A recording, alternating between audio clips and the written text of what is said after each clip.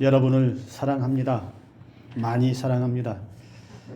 한 사람 한 사람 일일이 그냥 한 사람씩 붙잡고 하고 싶지만, 그래도 제 마음은 여러분들 주님의 이름으로 사랑합니다. 여러분, 그림을 제가 준비를 좀 했는데요. 여러분 한번 그림을 하나씩, 한 3장의 그림을 이제 하나씩 볼 텐데, 여러분 한번 보시면서 같이 좀 생각해 봤으면 좋겠습니다. 여러분, 이 그림이 뭘 그린 것 같아요? 뭔지 알 수 있겠어요? 설명하기 전에는 아마 모를 것 같아요. 저도 몰랐어요. 2번째 그림 보여주세요. 자, 이 그림은 뭘 것 같습니까?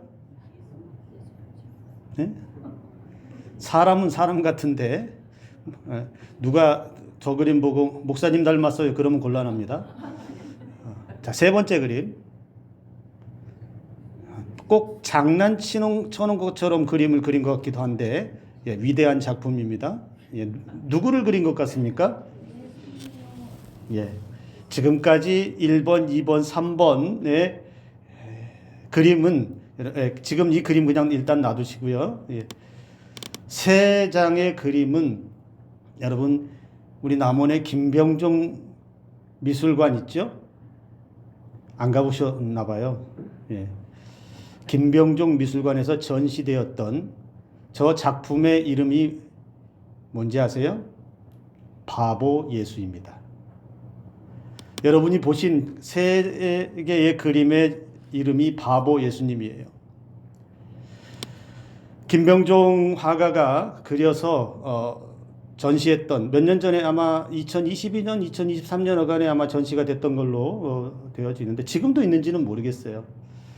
그런데 이 그림을 보면 여러분 보셨던 것처럼 저기에 어떤 힘이 느껴지거나 위압감이 느껴지거나 뭐 그런 모습이 보이시나요?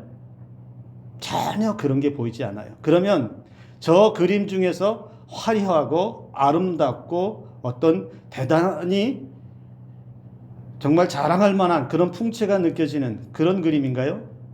전혀 아니에요. 이 그림을 보면 예수님의 슬픔과 고독과 상처를 지닌 듯한 모습이 고스란히 담겨 있습니다. 지금 보고 있는 저 그림의 머리에 보면 저게 뭘 것 같습니까? 가시관이겠죠. 피 흘리고 계신, 나약한 인간적인 예수를 형상화해서 그렸다라고 합니다. 하나님의 아들이시면서 이 땅에 오셨는데 그 예수님을 표현해서 그린 그림은 마치 나약해 보이고 볼품없어 보이고, 그러나 그 예수님은 많은 사람들을 구원하신 메시아가 되었죠. 구원자가 되었죠. 그 바보 같은 예수님을 볼 수 있다라는 것입니다. 그래서 더더욱 저 그림을 생각하고 보고 또 하면 더 친근해지는 것 같습니다. 우리 예수님이 생각만 해도 친근해지는 것처럼 말입니다. 예수님의 공생의 3년을 보면 그렇게 바보같이 사셨던 것 같아요. 실제로 예수님의 삶이 그랬다라는 것이죠. 세상에 예수님처럼 바보같이 살았던 신앙인들이 참 많습니다. 그 중에 한 사람을 또 여러분들에게 소개하고 싶습니다. 자신의 안락하고 편안한 삶을 다 포기하고 신학의 자리에서 만나는 혹독한 고난이 있는 삶, 복음이 들어가지 않을 그런 오지에까지 가서 예수님을 전하는 사람들이 있죠. 그냥 그렇게 하지 않아도 되는데 굳이 고생을 사서 하는 사람들 있잖아요. 누구 때문에? 예수님 때문에. 여러분, 이 사람 아세요? 청년 바보 의사 안수연. 청년 바보 의사 안수연. 그림을 한번 띄워줘 보세요. 이분은 촉망받는 내과 의사였습니다. 그런데 이 안수연이라고 하는 이 의사는요, 자신이 가지고 있는 의사라고 하는 그 자리, 여러분 지금도 의사가 되기 위해서 얼마나 많은 젊은이들이 공부하고 그 의사 레지던트를 거쳐서 전문가가 되고 병원도 개원하고 하는 그 의사의 자리에 가기 위해서 얼마나 많은 사람이 땀을 흘려요.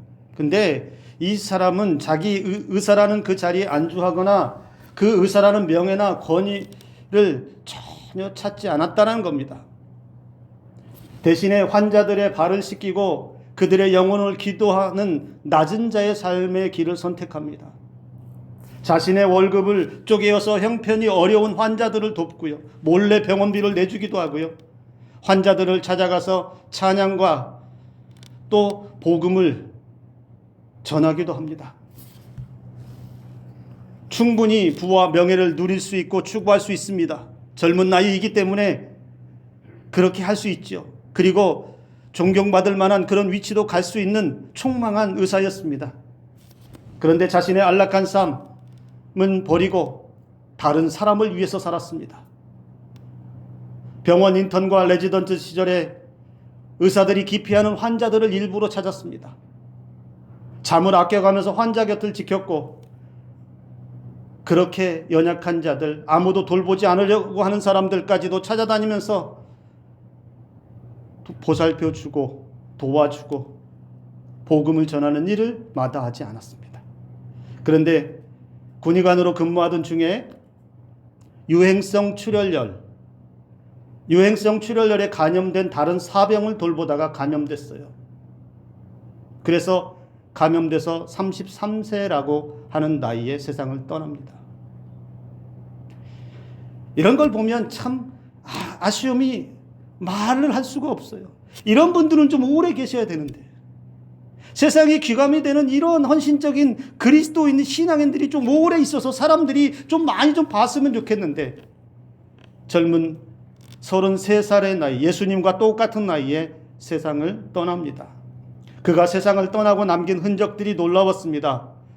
그의 장례식장에는 그가 돌보았던 구두 닦기, 노숙인, 이름도 모르는 환자 등 약 4천여 명의 조문객들이 몰려왔다고 해요. 의사라는 직업, 자기 성공의 도구로 삼지 않았어요. 의사라는 직업을 가지고 예수님을 전하는, 예수님의 사랑을 나누는 데 사용했어요.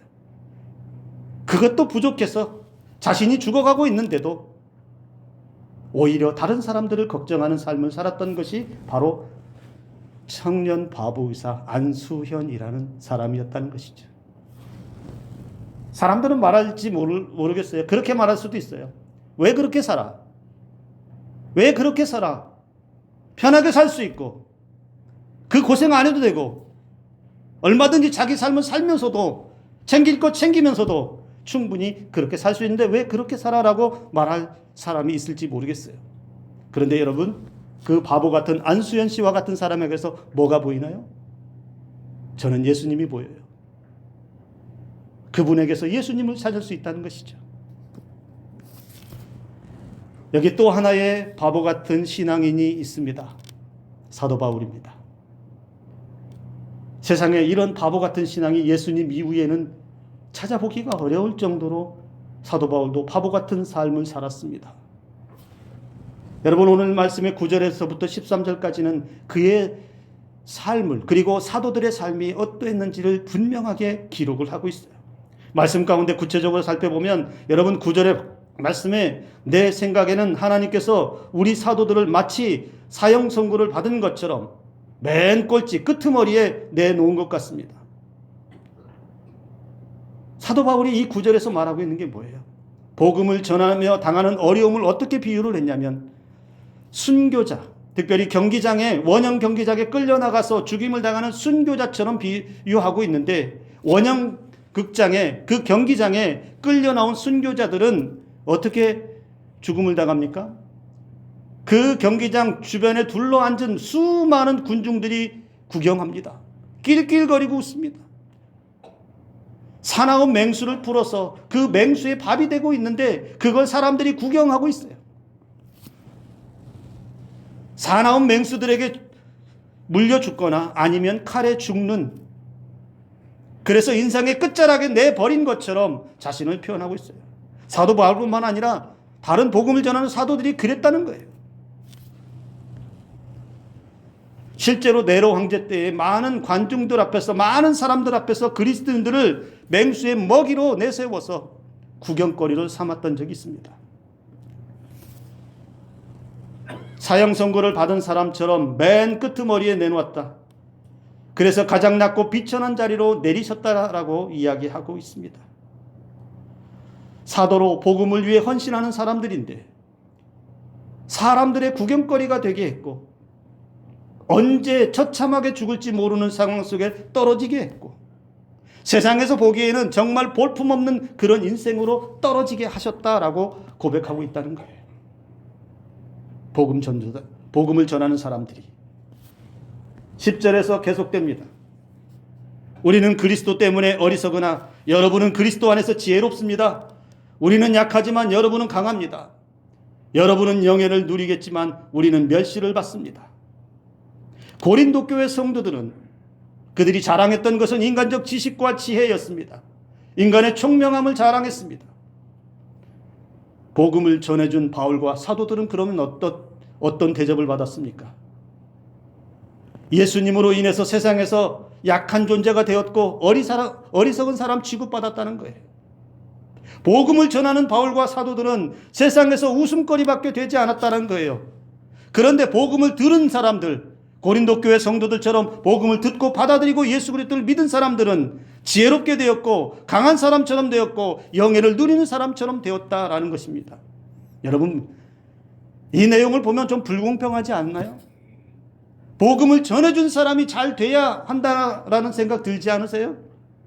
예수를 전해준 사람이, 그렇게 목숨 내놓고 헌신하며 전해준 사람이 그래도 잘 돼야 된다라고 생각되어지지 않으세요? 그런데 복음을 전한 사람은 비천하게 되고 웃음거리가 되고 세상에서 어리석은 사람처럼 취급을 당했다라는 거예요. 왜? 사도들인데, 그것도 생명의 복음 예수 그리스도를 전하는 사람들인데 왜 이런 취급을 당해야 되느냐는 것이죠. 12, 13절에도 이어집니다. 우리의 손으로 힘써서 일하였습니다. 우리는 욕을 먹으면 축복해주고 박해를 받으면 참고 모욕을 받으면 친절하게 대답합니다. 여기 주목해서 보십시오. 우리는 손으로 힘써 일하였습니다. 사도 바울은요, 복음을 전하면서 누구에게 손 벌려서 그렇게 선교비 얻으려고 구걸하다시피 그렇게 도움을 청하지 않았어요. 사도 바울은 자신이 가지고 있는, 자신이 할 수 있는 일, 천막 만드는 그 일들을 통해서 열심히 일하면서 벌어서 자비량으로 선교에 힘썼어요. 근데 당시 헬라인들이 어떤 생각을 하고 있냐면 천하게 생각했던 육체 노동. 그런데 사도 바울은 그것조차도 복음을 위해서라면, 필요한 경비를, 선교비를 마련하기 위해서라면 힘써서 수고하며 땀 흘리며 일했다는 거예요. 당시 사회에서 사람들은 이렇게 일하는 것에 대해서, 이렇게 일하면서 헌신하는 것에 대해서 미덕이 되지 못하고 오히려 제가 조금 전에 얘기했던 것처럼 왜 그렇게 사느냐? 왜 그렇게 살아? 비웃음거리가 되었다라는 것입니다. 왜 그토록 힘써서 일하고 그렇게 힘써서 일해놓고 버는 것을 자신을 위해서 쓰지도 못하고 먹고 마시고 즐기는데 써보지도 못하고 복음이라는 이름으로 허비하고 낭비하고 다른 사람들을 위해서 그렇게 쓰느냐? 이 미련한 사람들아, 이 어리석은 사람들아, 이런 조롱을 받기에 딱 맞았다라는 겁니다. 복음을 위해 산다고 하는데 여러분, 너무 초라해 보이지 않아요? 열심히 땀 흘려서 일해서 그 일한 수고의 대가를 복음을 위해서, 하나님 나라를 위해서, 하나님께서 기뻐하시는 일들을 위해서 헌신하고 섬기는 일에 썼다. 세상의 사람들은 그것을 가지고 욕할 수 있습니다. 왜 그렇게 해서 고생해서 교회 갖다 주느냐? 왜 고생해서 남을 위해서만 쓰느냐? 너 자신을 위해서도 좀 먹고 마시고 즐기고 안락한 삶을 얼마든지 살 수 있지 않느냐? 세상은 미련하다, 어리석다라고 그렇게 평가할지 모르겠습니다. 그러나 사도 바울은요, 그런 조롱과 어리석게 취급을 받아도, 무시를 당해도, 자신이 땀 흘려 수고하고 때로는 목숨의 위협을 느껴도, 세상 사람들이 바보 같다고 할지라도 한 번도 중단하지 않고 계속해서 자기 일을 하고 복음의 여정을 멈추지 않았다라는 것이지요. 11절의 말씀에 지금 이 시간까지도 우리는 굶주리고 목마르고 헐벗고 학대를 당하고 집 없이 떠돌아다녔다, 이렇게 말합니다. 사도들과 복음 전도자들, 복음을 전했던 많은 사람들이 실제로 그랬습니다. 사도 바울도 마찬가지고요. 풍족한 삶을 살아보지 않았어요. 목마름이 따라왔고 굶주림이 따라왔고 복음을 전한다는 이유만으로 생명의 위협이 따라왔고, 때로는 사람 취급도 받지 못하고 짐승 같은 대우를 받아야만 했던 것이 바로 바울과 복음 전하는 사도들이었다라는 것이죠. 제가 예수님이고 제가 하나님이라면, 여러분이 하나님의 입장이라고 생각한다면 여러분 이렇게 헌신하는 사람들은 어떻게 해줘야 되겠어요?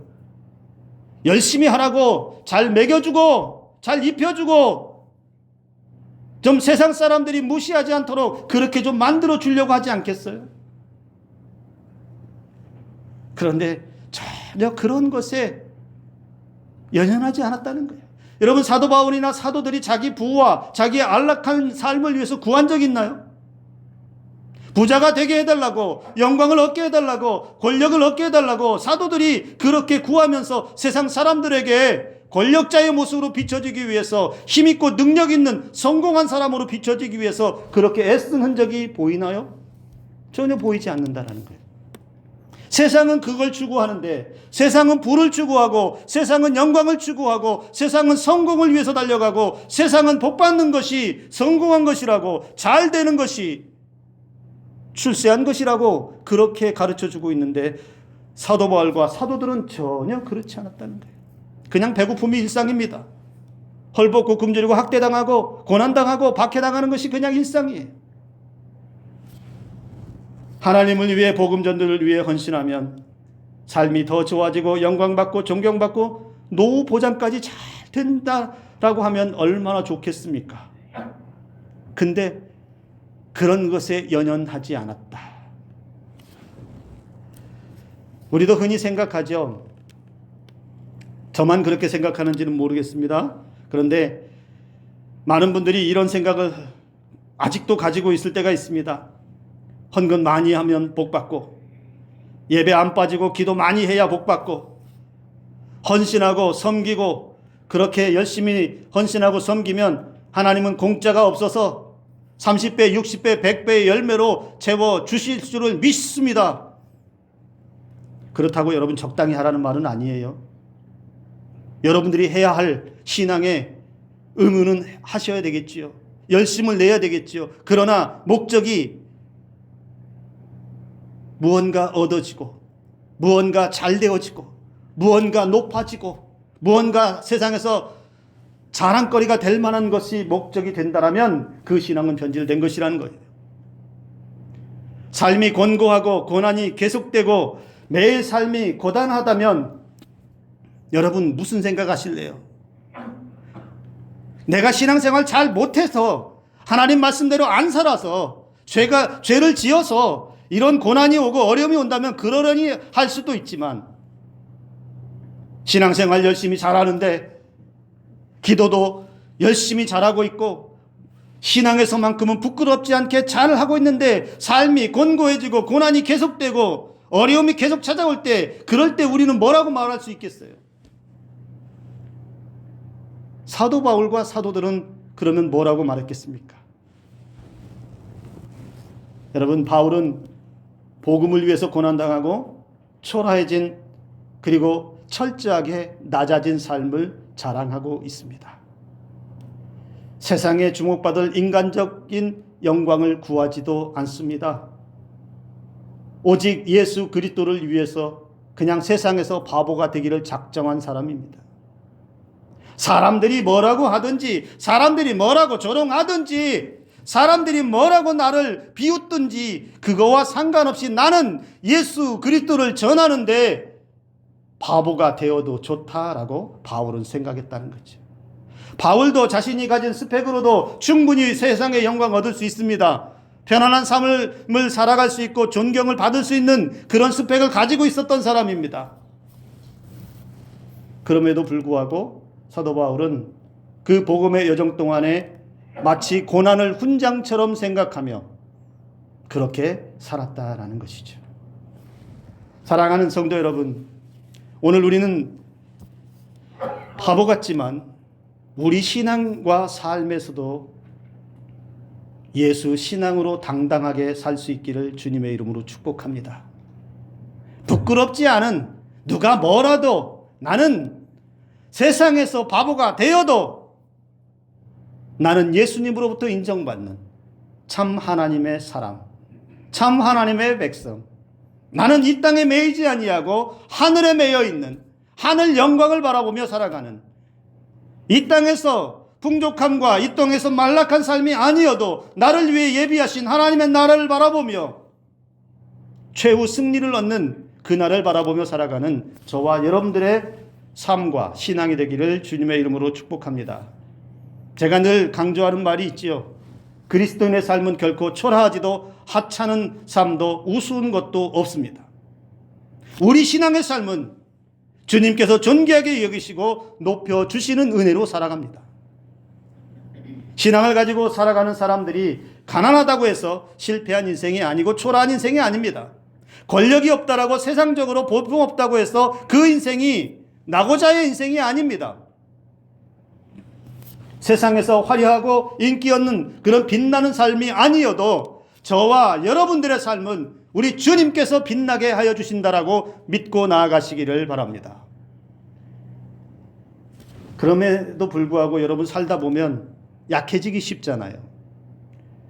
아유, 그래 주님이 알아주시면 됐지.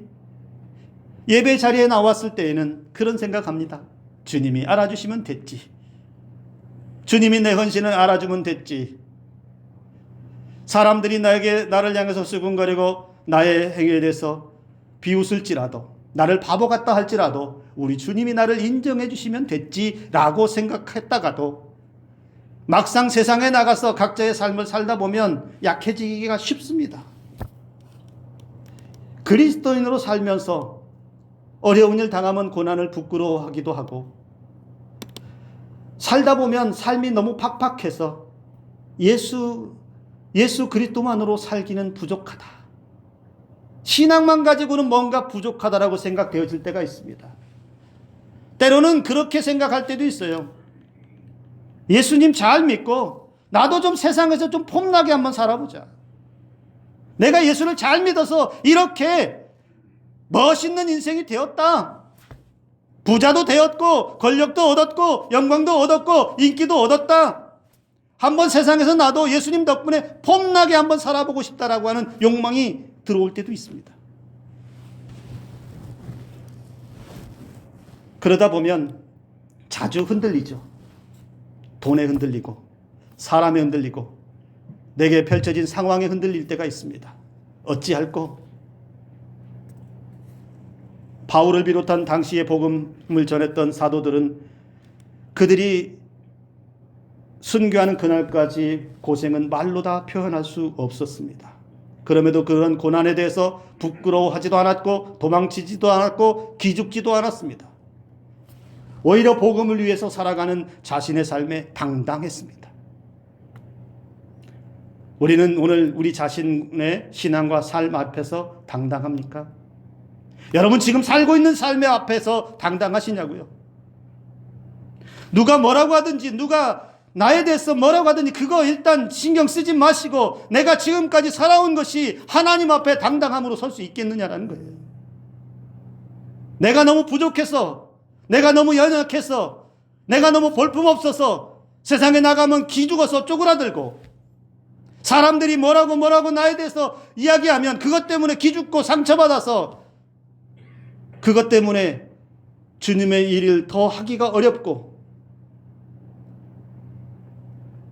신앙만 가지고 살기 어렵다. 세상에서도 무언가를 지고 있어야 된다라고 생각하면서 여전히 세상에서도 무언가를 하나를 붙들고 싶어하는 그 욕망 때문에 예수님 앞에 더 가까이 가는 삶이 방해되지는 않습니까? 여러분, 예수님도 바보처럼 살았다라고 그랬죠? 한번 생각해 보세요. 예수님도 세상에서 환영받지 않았어요. 예수님을 환영한 사람들이 많지 않았어요. 아무 힘도 없었어요. 마지막에는 벌겨 벗겨졌어요. 처절하게 십자가에 못 박히셨습니다. 그런데 그 과정에서 예수님은 한 번도 저항하고 원망하고 불평하면서 아이고 내 팔자야 내 팔자야 내가 왜 이 땅에 내려와서 그런 소리 하시지도 않았어요. 사람들은 비웃었습니다. 사람들은 침을 뱉었어요. 사람들은 돌을 던지기도 했어요. 유대 종교 지도자들 그리고 많은 사람들이 예수님의 그 비참한 삶을 낄낄거리고 비웃었어요. 그런데 놀라운 것은 그렇게 비웃었던 분이 메시아였어요. 구원자였어요. 세상 어디에도 없는 단 하나의 구원의 은혜를 가지고 오셨다는 거예요. 그렇게 비웃고 그렇게 조롱했던 사람들까지도 십자가의 죽으심과 부활을 가지고 오셔서 구원의 은총을 베풀어 주신 분이 예수님이었다는 거예요. 여러분, 우리가 세상에서 영광을 얻을 수도 있죠. 그게 죄악시 되는 건 아니에요. 세상에서 부자 되고 권력을 얻는 게 그게 안 된다라고 말하는 게 아니에요. 그러나 우리가 추구해야 할 진정한 삶은 뭐예요? 예수 그리스도를 향해 가야지요. 예수 그리스도를 향해서 가는 길에 고난이 있어도 그것이 원망의 조건이 아니고 예수 그리스도를 향해 가는데 세상의 영광이 가로막는다면 세상의 화려함이 내가 예수 그리스도로 가는 길에 장애물이 된다면 그 세상의 화려함과 그 영광을 밟고 넘어갈 수 있는 신앙이 저와 여러분들에게 있어야지요. 왜 그렇게 바보같이 사느냐? 세상에 즐길 것이 많고 보고 싶은 것이 많고 가고 싶은 데도 많고 하고 싶은 것도 많고 누릴 수 있는 것도 많은데 왜 그렇게 교회에 매여 있고 예수에 매여 있고 신앙에 매여서 사느냐? 이득도 없으면서 희생이라는 이름으로 그렇게 손아보면서 왜 사느냐? 그렇게 말할 수 있지만 여러분, 우리는 그럼에도 불구하고 예수 그리스도를 향해 가는 사람들이에요. 왜 그토록 미련하게 신앙만 고집하느냐라고 말한다면 굳이 대답할 필요 없어요. 예수님이 나를 위해 죽어주신 은혜가 있어서 내가 그 은혜로 구원받아서 내가 하나님 나라를 주신 그 은혜를 저버릴 수가 없어서 나와 같은 사람도 구원하신 그 주님을 배반할 수가 없어서 모든 사람에게 구원을 주시는 그 하나님의 은혜를 내가 모른 척할 수 없어서 값없는 은혜로 내게 베푸신 그 사랑을 눈 딱 감고 내 영광을 위해서만 나의 출세를 위해서만 쓸 수 없어서 바보 같아도 나는 예수님을 향해서 가노라고 고백하며 살아갈 수 있기를 주님의 이름으로 축복합니다. 여러분,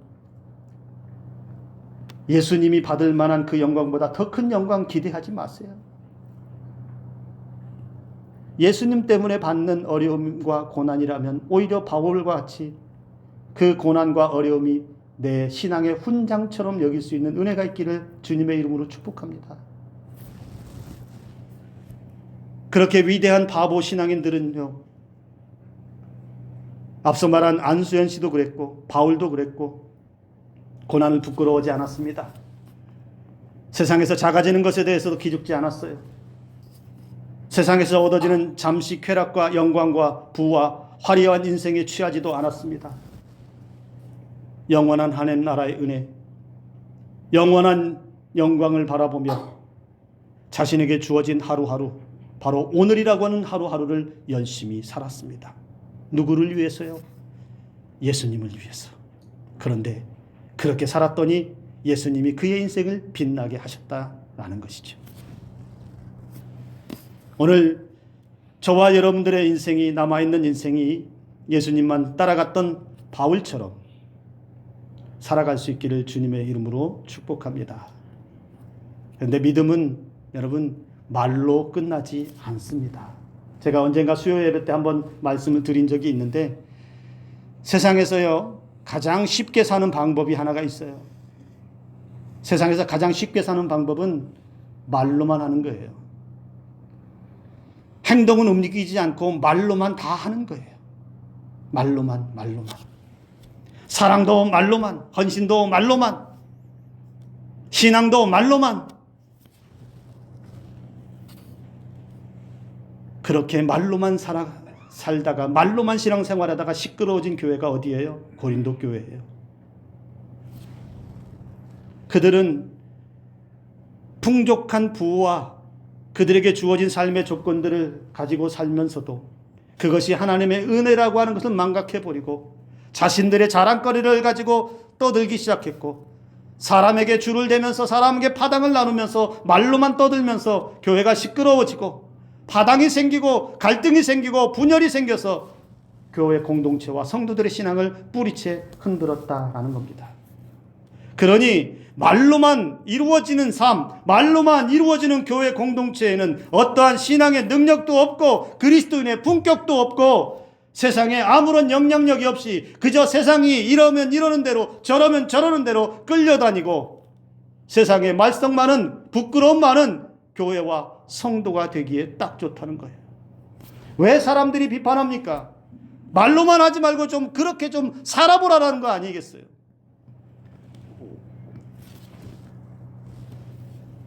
비록 우리가 신앙인으로서 이 땅에서 바보같이 살아도 여러분, 예수님을 위한 바보라면, 예수님의 사랑을 실천하며 사는 바보라면 저와 여러분들의 인생은 우리 주님께서 빛나게 하실 줄로 믿습니다. 그리고 이 땅에서 얻을 수 없는 하늘의 기쁨과 하늘의 평안과 하늘의 상급이 저와 여러분들을 위해 예비된 줄로 믿습니다. 세상에서 높아지려고 발버둥 치지 않고 세상에서 똑똑하다는 소리 듣지 못해도 예수 신앙으로 똑똑해지는 저와 여러분들 되기를 주님의 이름으로 축복합니다. 예수 바보로 빈틈없는 신앙으로 살아갈 수 있기를 주님의 이름으로 축복합니다. 말로만이 아니라 삶으로 살아가면서 세상에서 신앙이 초라해지지 않기를 바랍니다. 세상 속에서 예수 그리스도의 은혜를 모르는 진짜 바보보다 불쌍한 사람은 없습니다. 예수님의 은혜로 살아가는 하늘나라 바보, 예수 바보가 복된 인생인 줄로 믿습니다. 어느 목사님이 남긴 한 편의 시를 나누고 마치려고 합니다. 신앙은 바보처럼 믿음이 입에서 머무는 자가 있고 믿음을 살아내는 이가 있습니다. 사랑이 입에서 머무는 자가 있고 사랑을 흘려보내는 이가 있습니다. 소망이 입에서 머무는 자가 있고 소망으로 묵묵히 살아가는 이가 있습니다. 예수님이 입에서 머무는 자가 있고 예수님을 느끼게 하는 이가 있습니다. 신앙은 그렇게 바보처럼 묵묵히 살아내는 것입니다. 기도하겠습니다.